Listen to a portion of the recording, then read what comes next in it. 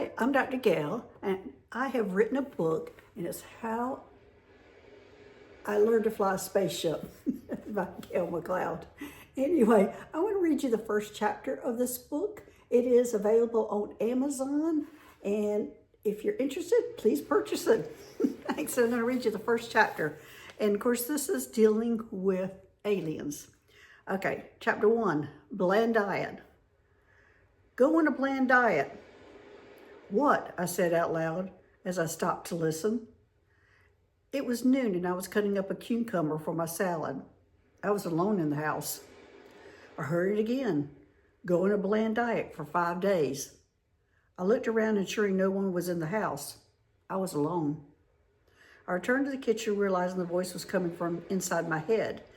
It's not unusual for me to hear voices. I'm a medium. I've received messages since childhood. But this was different.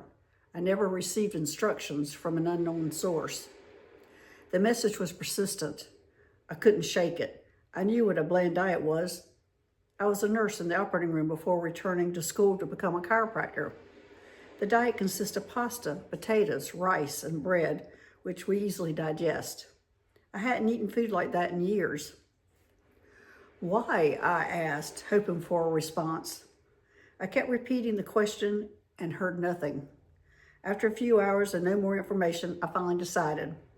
Why not? Why not go on a bland diet? It was only for 5 days. Day 1, pizza. I decided to order pizza. I know it's not the best choice and it's not on the list, but I did it anyway. It was delicious. I promised myself I would go grocery shopping the next day and get the proper food. Day 2, leftover pizza. I couldn't throw it out, so I promised myself to go grocery shopping the next day. Also, I decided staying away from the scales for the next few days would be in my best interest. Day 3, on track. Finally, I made it to the grocery store and started the diet. Gnawing at me was, why am I on this diet? I had heard nothing since the day of my instructions. Day 4, still on track. It was well into the evening. I was sitting on the couch, scrolling through my emails, thinking about how proud I was of adhering to the diet and what else I wanted to eat before the diet ended tomorrow. I looked up from my laptop and there was a gold being standing in front of me. Ah! I uttered as I quickly climbed onto the back of my couch. I heard, don't be afraid. I won't hurt you. We momentarily stared at each other in the eyes and I heard it again. Don't be afraid. My name is Monto. I didn't see a mouth. How was it talking to me? In my confusion, all I could do was stare at it. It looked human. It was about 5 feet, 6 inches tall, real thin, and had skin like gold cellophane wrapper. It had brown eyes without any white around them. I couldn't locate any mouth or ears. The fact that it was entirely nude didn't register as strange. It was beautiful. Standing before me was an extraterrestrial. And here's a picture of Monto, the extraterrestrial. I started sliding down from the top of my couch, realizing we were communicating telepathically. It was reading my mind and inserting words and images into it. I've experienced this before with other beings, but none stood before me in my living room. I heard, follow me. Follow me, I thought. Why, anyone in their right mind would get off the couch and follow the gold being was beyond me. But I did. The gold being led me through the house to the back door and onto the deck. I was mesmerized by the beautiful gold skin walking in front of me when it stopped. It pointed into the backyard. It was dark outside, so I approached the deck railing for a better look. I saw a spaceship. There was a spaceship in my backyard. I was speechless as I stared at it. The spaceship was the length of 2 to 3 car lengths with a glass bubble in the front. I could see 2 seats inside the bubble. The gold being walked off the deck into the yard and I followed. The back of the ship looked like an aerodynamic triangle made of dull gray metal. There was a ramp on the left side of the ship. Monto, the gold being, gestured for me to walk up the ramp.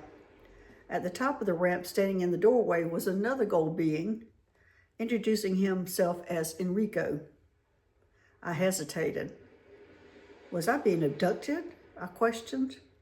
I justified my answers thinking, no, I'm going willingly, but I don't know why. I went up the ramp and was greeted with a nod by the other gold being.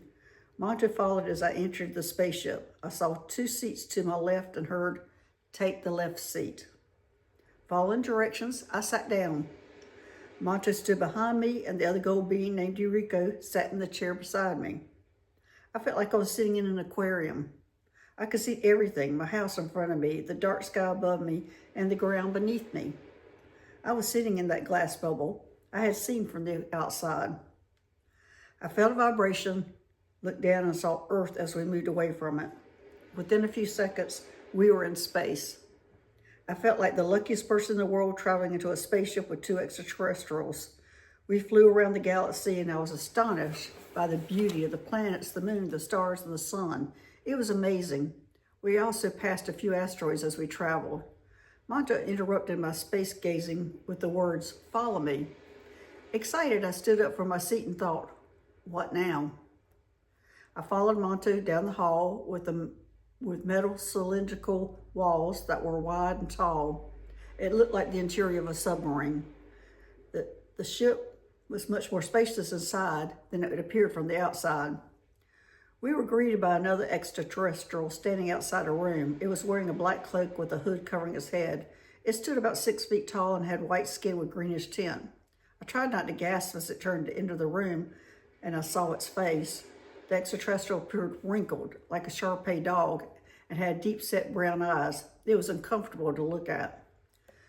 Monta and I followed it into the room. In front of me was a wall full of monitors. To my left, I saw an area with discarded electronics piled up. In the middle was a metal apparatus that I couldn't identify. To my right, there was a long shelf of old books. Monta left, leaving me behind with that extraterrestrial. I felt uneasy. So I walked over to the books on the shelf.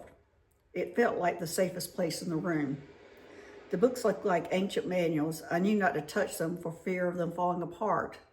Due to my discomfort, I wasn't absorbing any information, so I asked a question. Is this the heart of the spaceship? I wasn't sure if I understood what I meant, but it answered, yes. To my relief, Monta returned just as I was trying to prepare another question. As we left the room, I headed back towards the bubble. I could hear others talking in the opposite direction, but I didn't get to meet them. As I settled back into my seat, Monta started communicating. The spaceship and the crew are usually located above Spain. I was assigned to take you into space. As I settled back in my seat, I hesitated to gather my thoughts for a proper response.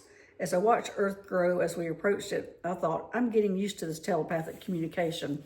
Putting pictures and words in my mind was a much more efficient way to communicate than verbally.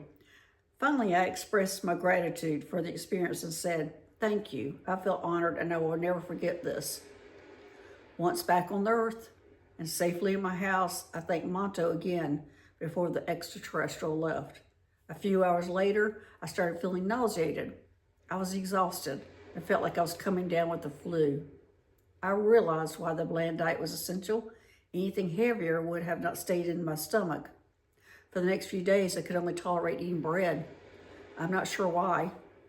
I sat in silence for a little while, taking in everything that had happened. Suddenly it came to me, was that an orientation? It felt like an orientation, but again, I wasn't sure why, whether it was or not.